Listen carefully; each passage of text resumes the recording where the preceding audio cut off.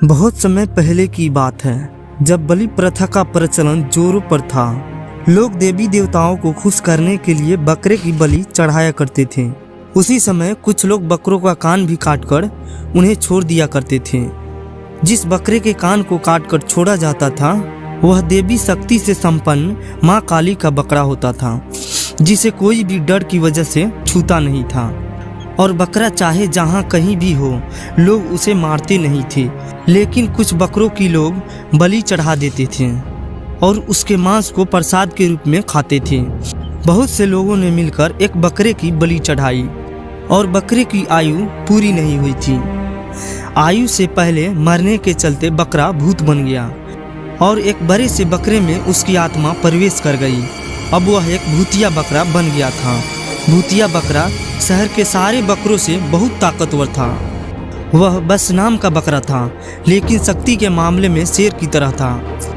बकरों की बलि को चढ़ता देख वह दुखी था और उसने सोचा, अब मैं जुल्म को बर्दाश्त नहीं करूंगा।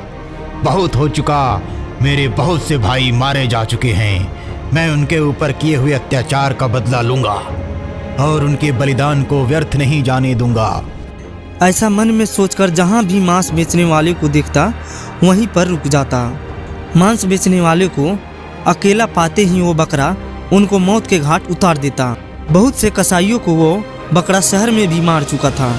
शहर में बकरे की चर्चा होने लगी कि बकरा शेर की तरह जिधर भी जाता है लोग डर की वजह से वहाँ से भागने लगते हैं। एक दिन वो बकरा एक मंदिर के पास गया।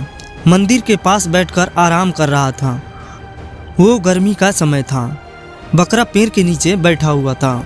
तब तक 2-4 लोग एक बकरे को टीका लगाकर और माला पहनाकर मंदिर में बलि देने के लिए ले जा रहे थे। जब खूनी बकरे ने ये सब देखा तो क्रोध की वजह से उसकी आंखें लाल हो गई और बलि देने वाले इंसानों को मारकर मौत के घाट उतार दिया। मेरे भाई, तुम भाग जाओ या फिर मेरे पीछे पीछे चलो। जब तक तुम मेरे साथ रहोगे तब तक कोई भी इंसान तुम्हें छू नहीं सकता। और इतना सुनकर बलि का बकरा खूनी बकरे के साथ हो जाता है। इस तरह से बहुत से बलि के बकरों को वह खूनी बकरा बचाता है और बहुत से बलि देने वाले इंसानों को मार देता है।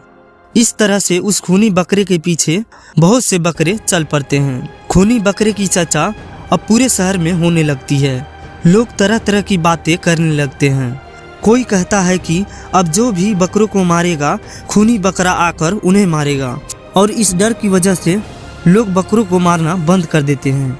और एक दिन खूनी बकरा उन सभी बकरों को लेकर पहाड़ों की तरफ जाता है।